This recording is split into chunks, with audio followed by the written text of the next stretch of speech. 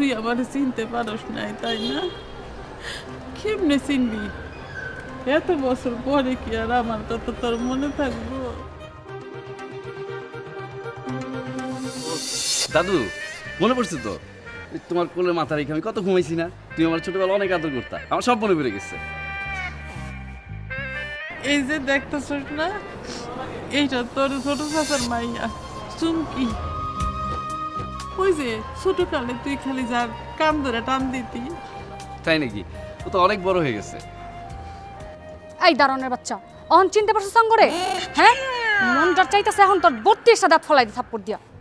চুমকি থাক, আমাদের দাঁড়ান হয়তো তোমাদের চিনতে পারে নাই তো এর জন্য। হাই চুপ, চলো দাদি চলো বাসা ভিতরে এই দাঁড়ান, এই দেখেন গ্রাম থেকে আপনি বলে মুরগি নিয়ে এসেছি, ধরেন সারাটা রাস্তায় বাসের মধ্যে কক কক কক কক করতে আছে, ধরেন। আরে এটা আমি ধরবো নাকি? তো কে ধরবো? ধরেন আপনি বলে গান ধরেন ধরেন ধরেন। হ্যাঁ হ্যাঁ, চলো দাদি চলো। আর দাঁড়ালেন কেন? ব্যাগ নিয়ে আসেন, নিয়ে আসেন।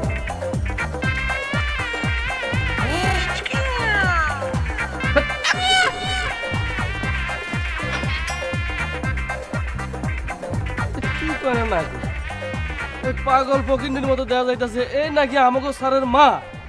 এটাও কি আমাকে বিশ্বাস করতে হইব? আমার মাথায় কিচ্ছু ধরতেছে না।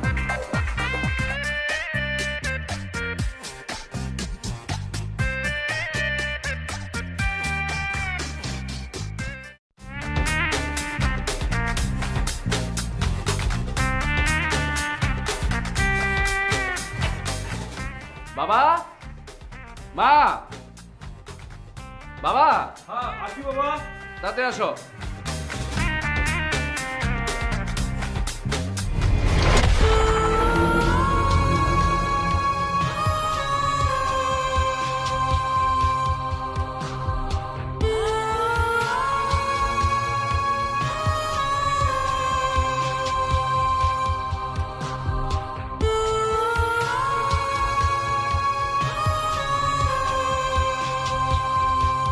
কি চিনতে পারছো?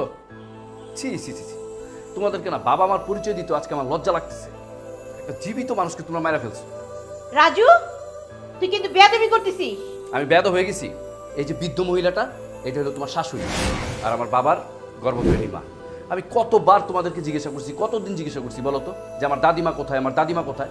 তোমরা কি বলছো? আমার দাদিমা মারা গেছে। আজমত, একটা জীবিত মানুষ তুই তোর পোলার কাছে মায়েরা ফেলাইছস। আমি তো তোর কাছে কোনোদিন কোনো কিছু চাই নাই বা, তাইলে আমার দাদু ভাইয়ের কাছে তুই এত বড় মিথ্যা কথাটা কেমনে কইছ? যাও হয়ে গেছে মা, তুমি এখন চলে আসছো, সব ঠিক হয়ে যাবো মা। অতীতের কথা ভাইবা কি লাভ মা? চলে আসছে মানে? এই মহিলাকে বলো এখন এই মুহূর্তে এই বাড়ি থেকে চলে যেতে। এই মহিলা যদি এই বাড়িতে থাকে না, তাহলে আমার ছেলেটাকে নষ্ট করে ফেলবে। আমার ছেলের উজ্জ্বল ভবিষ্যৎ করার জন্য 22 বছর আগে এই মহিলার হাত থেকে আমি আমার ছেলেকে সরিয়ে নিয়ে এসেছি।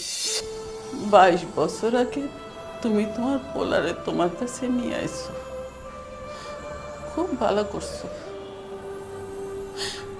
কিন্তু 22টা বছর ধরে তুমি আমার পোলারে আমার কাছ থেকে কাইরা রাখছো কেন?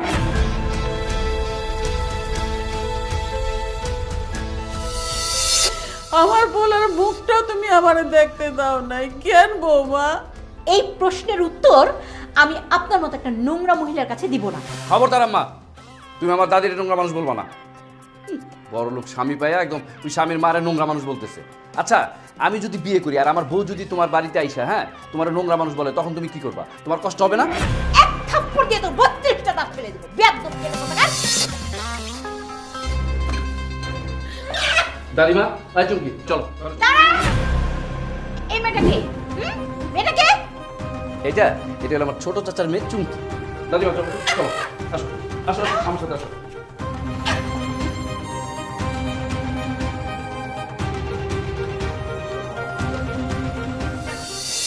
কি ব্যাপার? হা করে হাবলার মতো তাকিয়ে ছিলে কেন? হ্যাঁ, এই মহিলা আমার এই বাড়িতে থাকবে?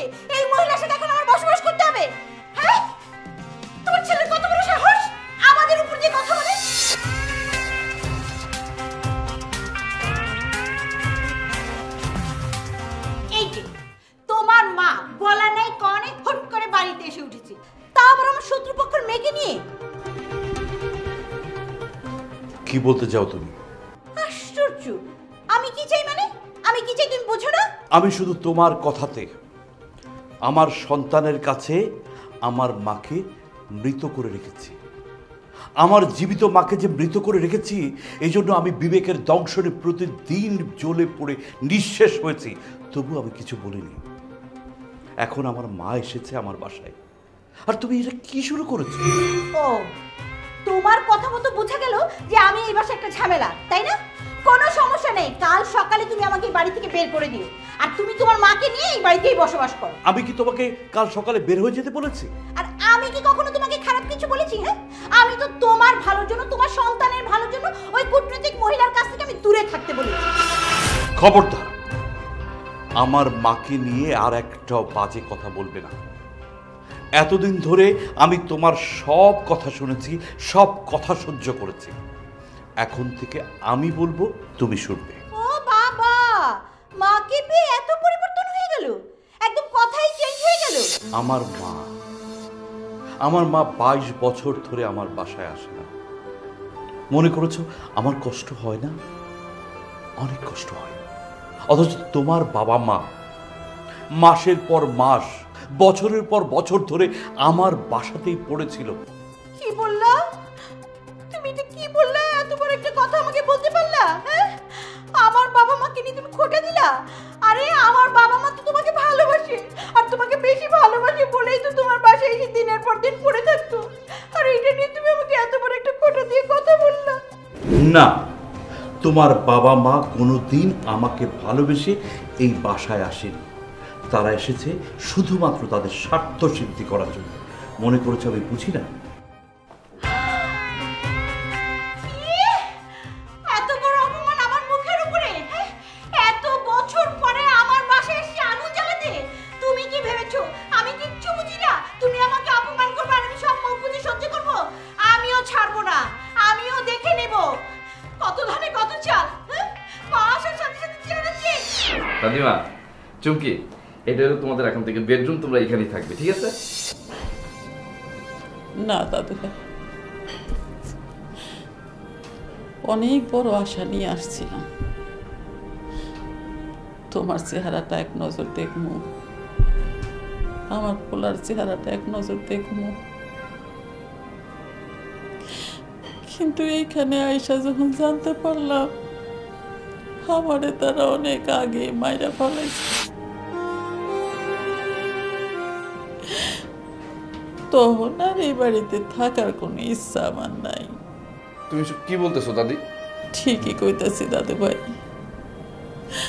কালকে সকালে আমি চুমকিরে নিয়ে বাড়িতে যাবো।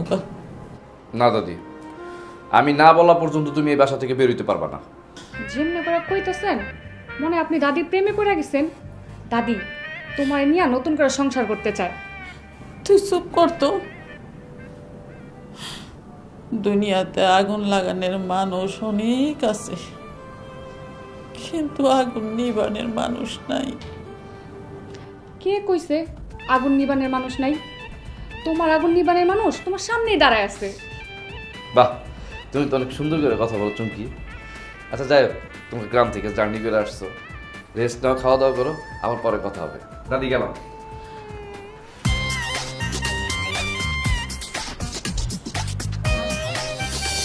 তোমার নাতি কিন্তু হ্যাপি হ্যান্ডসাম।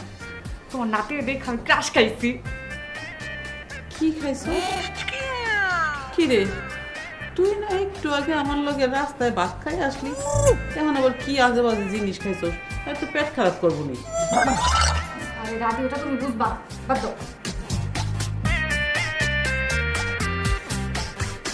হাই হাই, আমরা না চাচির লেখা আনছিলাম, মিষ্টি আনছিলাম গ্রাম থেকে, আমি তোরা দিতেই ভুলে গেছি। আচ্ছা তুমি থাকো, আমি মিষ্টি দিয়ে। চাচি আম্মা, চাচি আম্মা, চাচি আম্মা কই আপনি? চাচি আম্মা, এই, এটা কোনো গ্রামের বাড়ি না, এটা শহরে একটা ভদ্রলোকের বাসা। এখানে এত চিৎকার চেঁচামেচি চলবে না। হইছে কি চাচি আম্মা, গ্রামের নাম করা মিষ্টি নিয়ে আইছি, আব্বা দিয়ে দিল আপনার বলে গা। আমি কি বোকার বোকা, আপনাকে না দিয়া রুমে নিয়ে চলে গেছি। এই নিন চাচা মা, আপনি আর চাচা খাইবেন।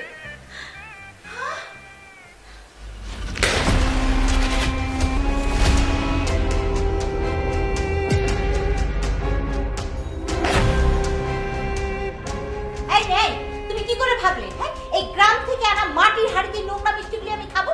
আমি তোমার সাহস দেখে অবাক হয়ে যাই। মা তুমি মিষ্টি খাবে না ভালো কথা, তুমি মিষ্টির হাড়িটা ভাঙলে কেন? ঠিক কইছো কি আমি তোকে দিব? আমি ভালো করে খেয়াল করে দেখেছি এই গ্রাম থেকে নোংরা মানুষগুলো আসার পর থেকে তোর সাহস একদম বেড়ে গেছে। আমার সাহস বাড়ার কারণ হলো তোমার এই ব্যবহার, তোমার ব্যবহারের জন্য আমার সাহসটা বাড়ছে। খবরদার বলে দিচ্ছি, একদম বেয়াদবি করবে না। চাচি আম্মা থামেন, দোষটা তো আমারই। আমি বা কেন গ্রাম থেকে আনা এই নোংরা পচা মিষ্টিগুলা আপনার হাতে দিলাম। এই নে, তুমি আমাদের মাঝখানে কথা বলতে আসছো কেন?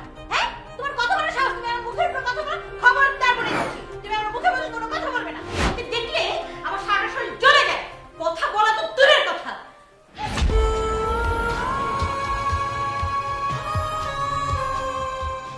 চুমকি, তুমি আমার মার কথা কিছু মনে করো না। আমার মার মাথা সবসময় গরম থাকে, বুঝছো? উল্টাপাল্টা বকতেই থাকে, কিছু মনে করো না। হ্যাঁ, আমি কিছু মনে করি নাই, কিন্তু এই মিষ্টিগুলা না নষ্ট করলেও পারতো। খাবার নষ্ট করলে আল্লাহ নারাজ হয়।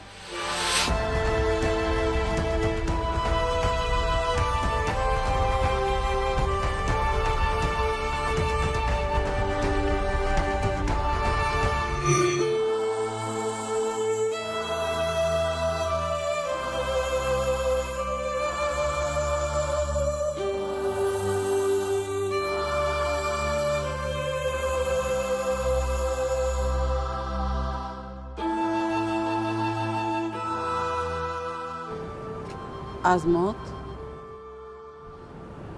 আজমত, জি আম্মা, কিছু কবা?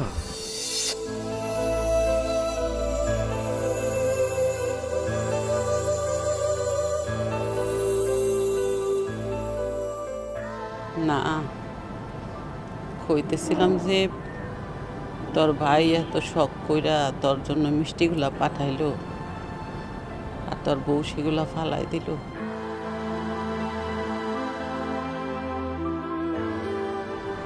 আম্মা, তুমি তো জানোই আমার বউটা